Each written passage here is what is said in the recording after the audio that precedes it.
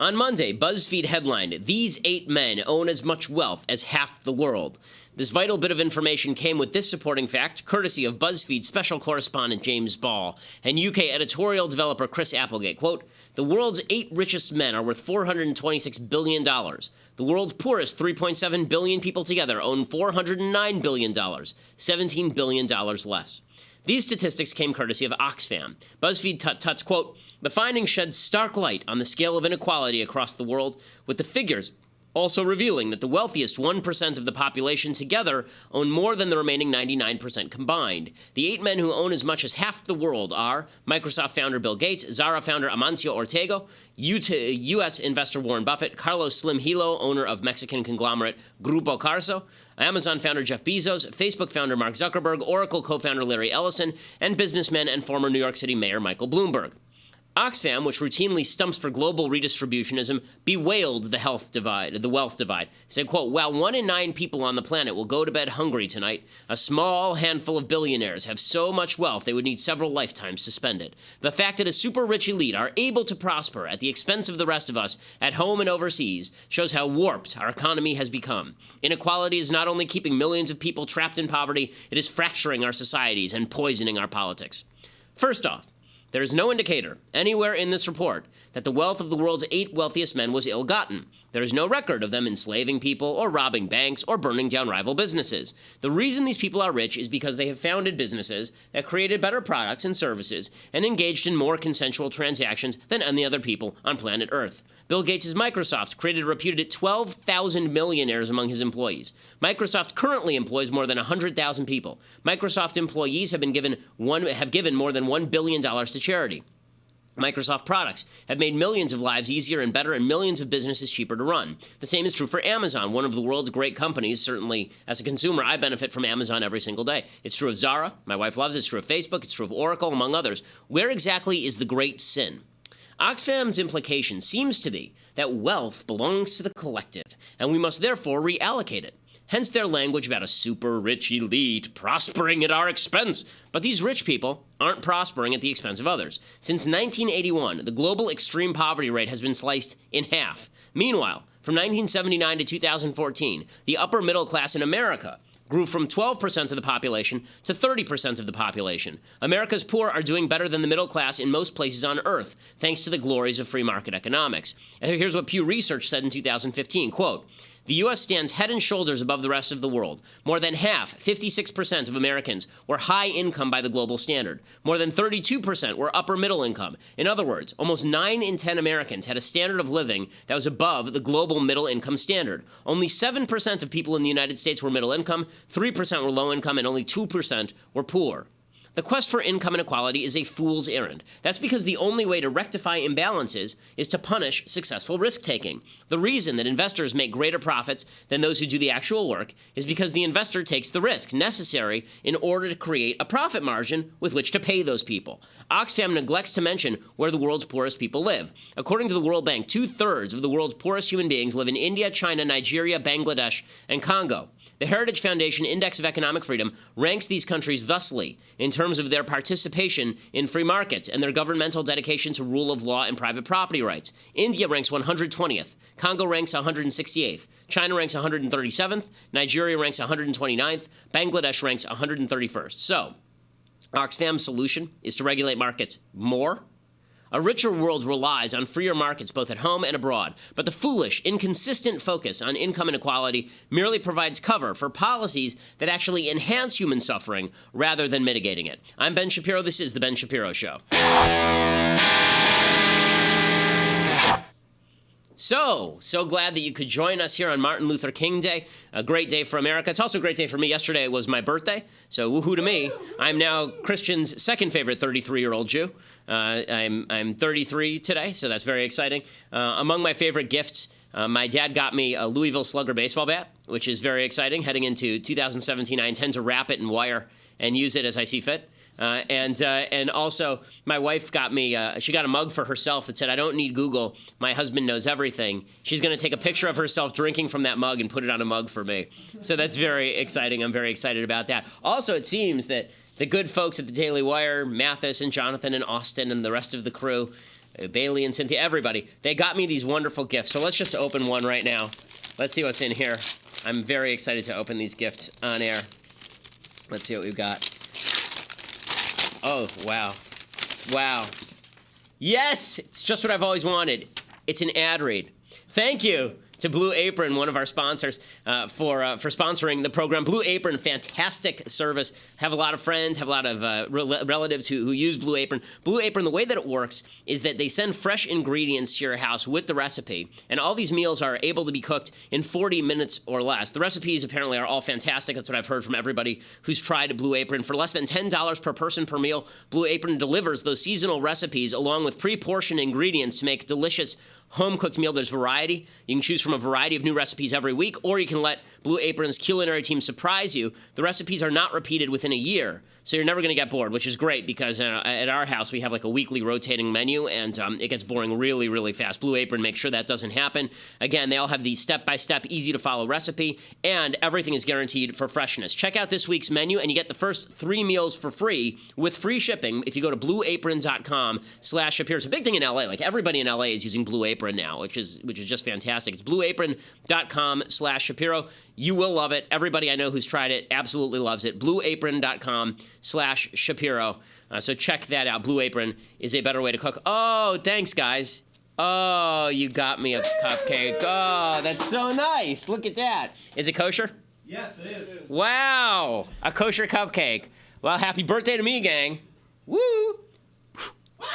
Oh, yeah. That's right. So that means I won't go to jail this year. Woo! All right. So now we can actually jump into the news of the day with all the birthday paraphernalia put aside. We can jump into the news of the day. So the big news of the day, obviously, it's Martin Luther King Day. And we'll get to how Democrats are exploiting race because it's Martin Luther King Day.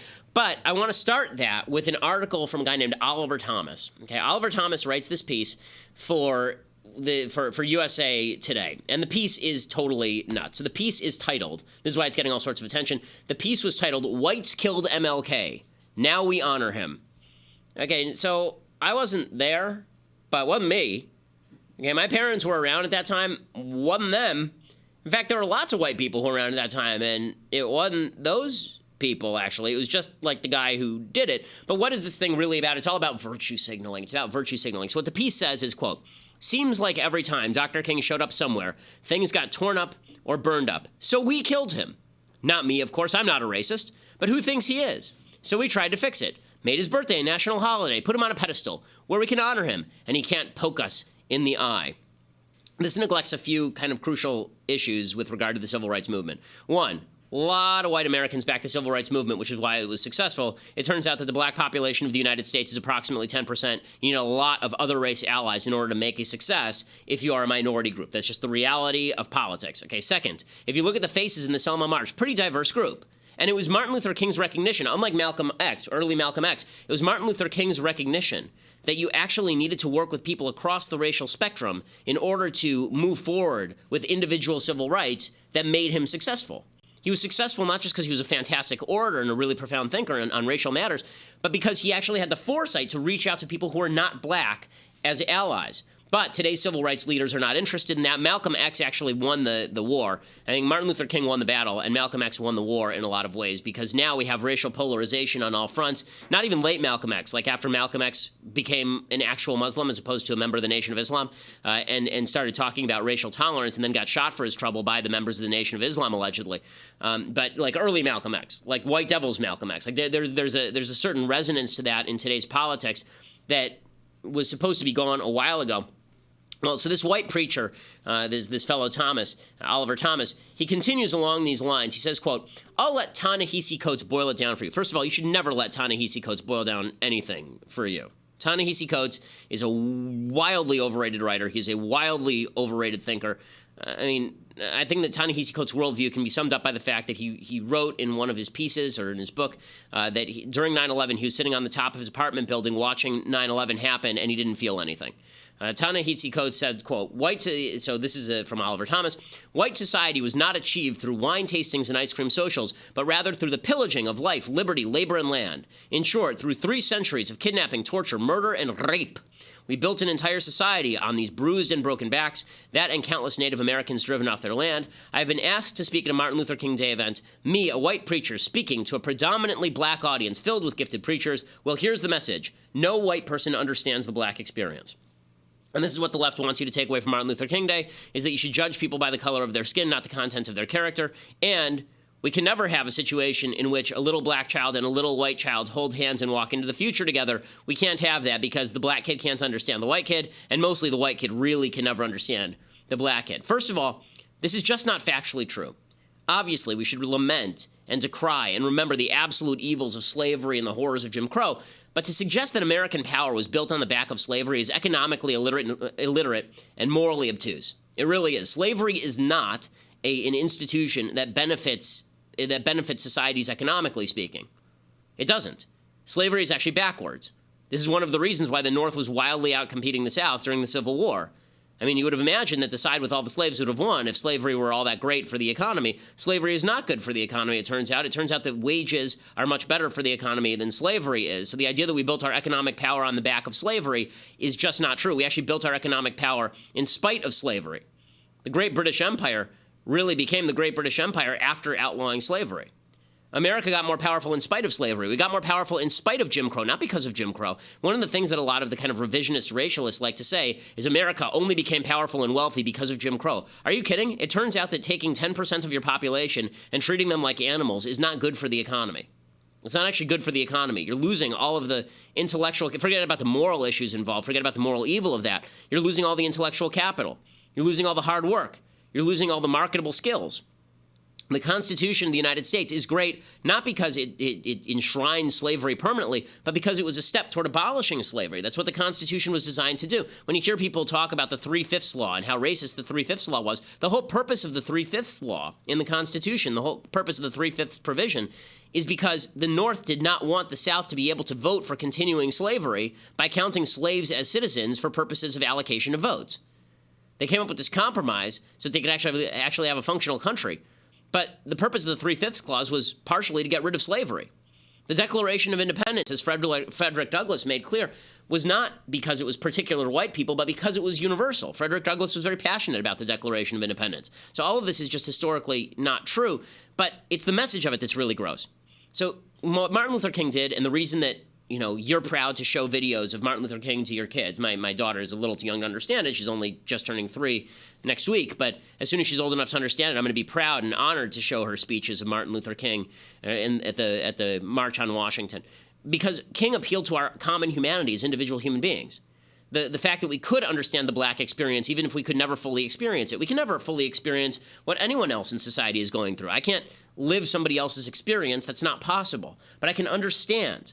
I can empathize with what they're going through. And that allows me to really, I can think about what it would be like if I were they, and then I can figure out what exactly to do about that. That's the whole point. Common understanding is necessary in order to cure anything. If you're starting from the point of I can never understand you, that actually leads to more tribalism, not less tribalism. Why would I care about somebody I can't understand? If a species of alien came down and there was no way to understand them, would that generate more sympathy or less sympathy? The whole purpose of establishing lines of communication is to understand each other better. This is counterproductive racially. Martin Luther King's whole shtick, his whole spiel, was that individual decency trumps group grievance, particularly for white folks. Like, white folks can't do this group grievance routine against black folks. They actually have to treat black folks as individuals. And black folks likewise have to treat white folks as individuals. So saying that all whites killed Martin Luther King is just as inane as saying all Democrats killed Martin Luther King. It's just as inane as saying all Muslims are responsible for every terror attack. It's silly. It's counterproductive. It doesn't actually establish the ties that need to happen in order to achieve. Beyond which, Islam is actually a philosophy. White is not a philosophy. It's a color. And the fact is the Civil Rights Act was passed by a bunch of white people. The fact is Jim Crow was ended by a bunch of white people. Yes, it took black leadership to do that. Thank God for the black leaders. Thank God for people like John Lewis, we'll get to in a second. But that doesn't mean that it didn't take a coalition of people across racial lines in order to reach success. I mean, if you want racial reconciliation, the reason that Martin Luther King is a great figure and Malcolm X is not a great figure is because Malcolm X's perspective on race is counterproductive and leads to polarization. Martin Luther King's perspective on race is a deeply American one, a uniquely American one. And that's why we celebrate his birthday today. Now, meanwhile, Donald Trump has been elected president, and of course that means it's time for the left to completely lose its freaking mind. I mean, they've gone completely nuts. Representative John Lewis led it off. John Lewis, of course, was famous because he led the attempt to break the segregation in the South. He was clubbed about the ears for his trouble. And so real civil rights hero, John Lewis. But just because, as I get older, one of the things that I tend to realize is that there are no heroes, there are no villains. There are just people who do heroic things and people who do villainous things. People are people. Like, you can say if somebody is a saint, over the course of their life, then they're a saint over the course of their life. But a lot of people who do heroic things also say stupid things. A lot of people who do really villainous things also do good things. And it's easier as a human being to label action rather than to label people. I'll say that John Lewis was a civil rights hero. He did very heroic things during the civil rights struggle. That does not mean he's anywhere close to right on what he's about to say about Donald Trump here. I don't see this president-elect as a legitimate president. You do not consider him a legitimate president. Why is that? I think the Russians participated in helping this man get elected, and they helped destroy the candidacy of Hillary Clinton. I don't plan to attend the inauguration. It would be the first one that I miss since I've been in the Congress. You cannot be at home with something that you feel that is wrong. That's going to send a big message to a lot of people in this country that you don't believe he's a legitimate president. I think there was a conspiracy on the part of the Russians and others to help him get elected. That's not right. That's not fair. That's not the open democratic process. Okay, so, whatever you think of the Russian interference in the election, the fact is there was a legitimate vote held based on the information that was available to the public, and Hillary Clinton lost. So John Lewis is wrong here. So Donald Trump naturally goes to Twitter to respond. And here are his tweets. Congressman John Lewis should spend more time on fixing and helping his district, which is in horrible shape and falling apart, not to mention crime-infested, rather than falsely complaining about the election results. All talk, no action or results. Sad. Right, there's that typical Trump sad with the exclamation point. Congressman John Lewis should finally focus on the burning and crime-infested inner cities of the U.S. I can use all the help I can get. So, is this typically subtly worded Donald Trump? No, this is pretty typical Trump. But Trump's not wrong about the fact that if this were reversed, everybody on the left would lose their mind, right? If this were somebody saying that Hillary Clinton were not a legitimate president. In fact, when Donald Trump said that Barack Obama was not a legitimate president, that he was born outside the United States, everybody rightly went nuts. Now, everybody's getting on Trump for this, and there are a bunch of people on the left who said that Trump was attacking John Lewis racially. Nina Turner, who's a commentator on CNN, former Ohio State Senator Nina Turner. This is what she had to say about Donald Trump's response to John Lewis. Well, he's Congressman John Lewis. I just want to say that to make sure that we give him the requisite respect that he deserves. And 50 years ago, everything that he did is still important today. Now, I, as a Democrat, we know that the Russians had some impact, but they didn't go vote on election day. They didn't mess with the electronic data. So there are some Democrats that get that, and they didn't write the emails. Democrats are going to have to wear that. But at the same time, what the president-elect needs to do, this is not The Apprentice, the White House edition. His tweets were insensitive. For him to categorize Congressman Lewis's district as in bad shape. Crime infested.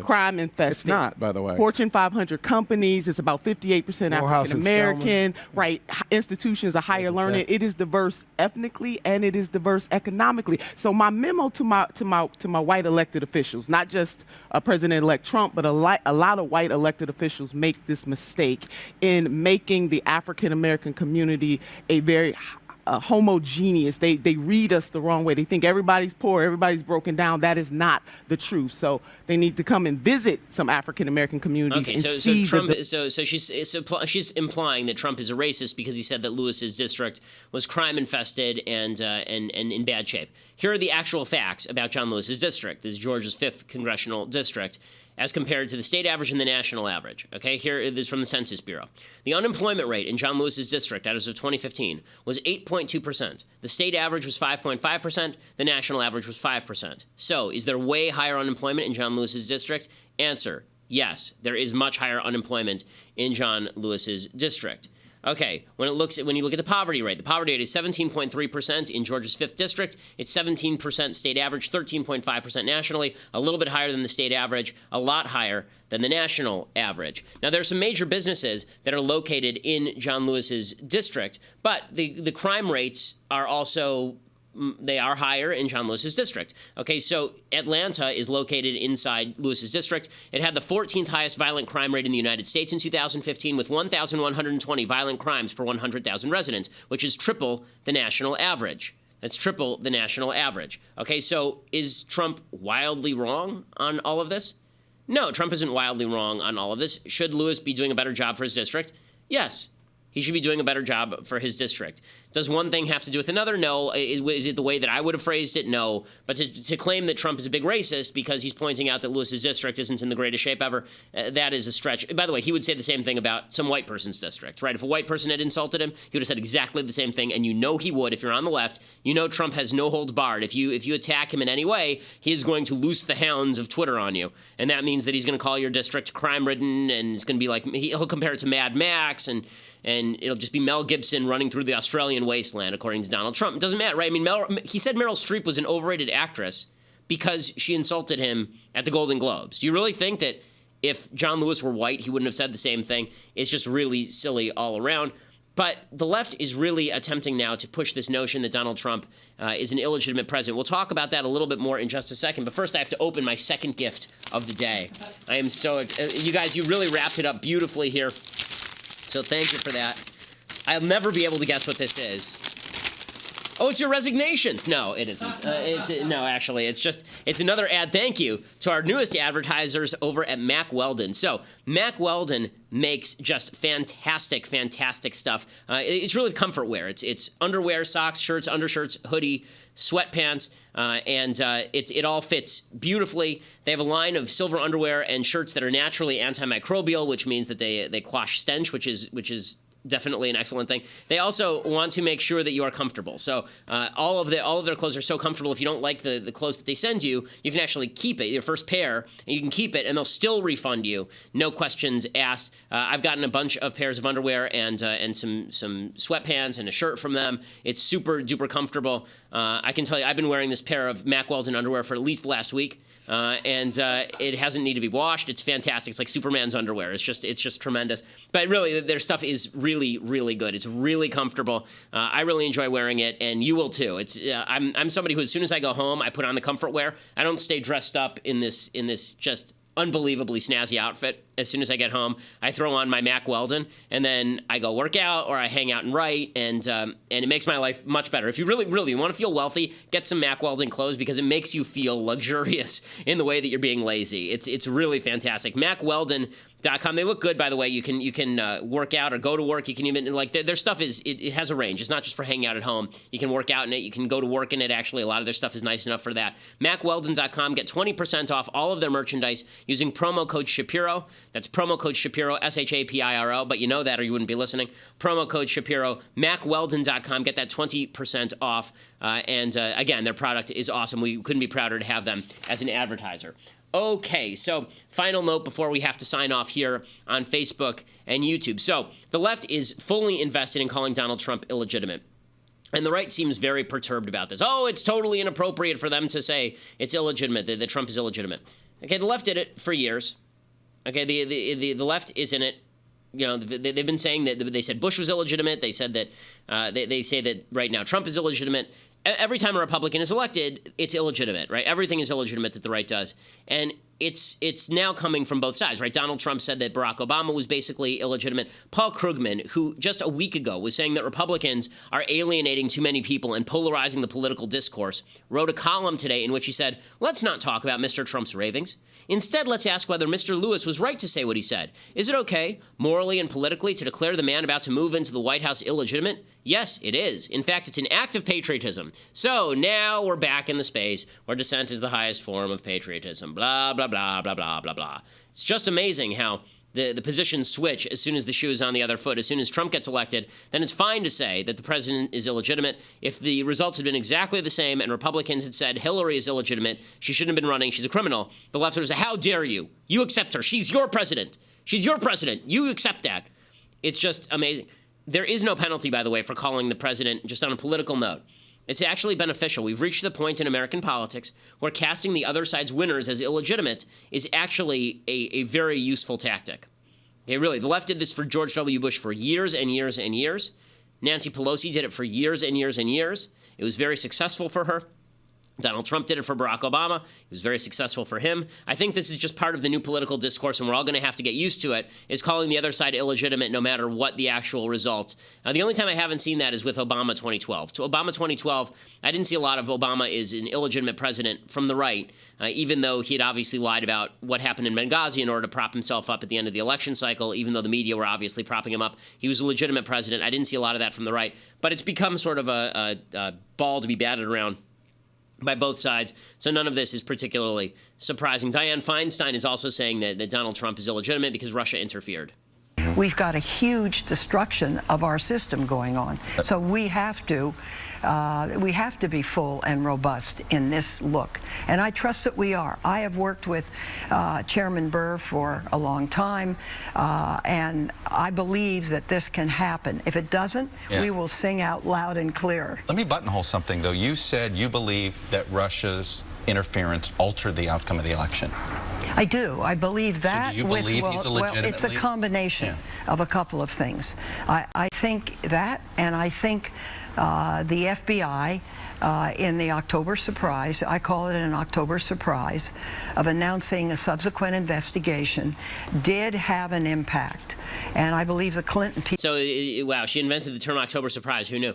But, yeah, so the Democrats are just going to keep saying this. The Democratic chair candidate is saying the same thing, that Trump was allegedly elected. We can play that as well. He's truth-telling. I don't think this is about just Democrats. This is Americans. Anyone with a smidgen of common sense can remember Donald Trump looking in the camera, encouraging Russia to hack into our electoral process, cheerleading them on, and the idea that whatever information these members of Congress are getting out of this classified briefing had them storm out of that room makes it very clear that the decisions that the FBI made that were unprecedented to get involved in the election against Hillary Clinton, pick a winner, pick a loser, when they had so much information that was so damaging. What have we been talking about since this man was allegedly elected? All allegedly of elected? The truth now coming out of you Russia. acknowledge that he achieved the necessary electoral votes and is a legitimately elected president of the United States, would you not? Well, I haven't seen the classified briefing that the members of Congress did. I imagine that I would have. Okay, so one of the questions that we're going to be asking as we continue here on the Ben Shapiro Show is whether this is good strategy or not, because there's a bit of a split opening up in the Democratic Party. We also got to talk about Trump going after SNL. We got to talk about Trump on Obamacare. We got to talk about Trump on NATO, EU, the intelligence community. Trump on we have tons coming up, like a lot, and these guys worked really hard to cut all of this audio. So you're going to want to be around to as we analyze all of it, because there's a lot to cover. Plus, I will do a full-on spoiler complete review of La La Land. So yeah, I know I'll spoil it for all of you, but I'll warn you beforehand. So we'll get to all that. But you have to become a subscriber at dailywire.com to see that live right now over at dailywire.com. $8 a month will get you that. We have a bunch of goodies that are coming up right now. I am personally working on the goodie bag that will be available to you in 2017 as you become a subscriber, an annual subscriber. Go to dailywire.com right now to become a subscriber. $8 a month. You get access to the mailbag as well, so you can join the show on Thursdays. We're going to have all sorts of new stuff coming up. We are the largest conservative podcast in the United States. Check us out at dailywire.com. Make sure, by the way, if you listen on iTunes or SoundCloud, go to iTunes to give us a 5-star review, because if you listen, you love. So go to iTunes and you can review us there. So make sure that you can do that for free. But to subscribe, you go to dailywire.com.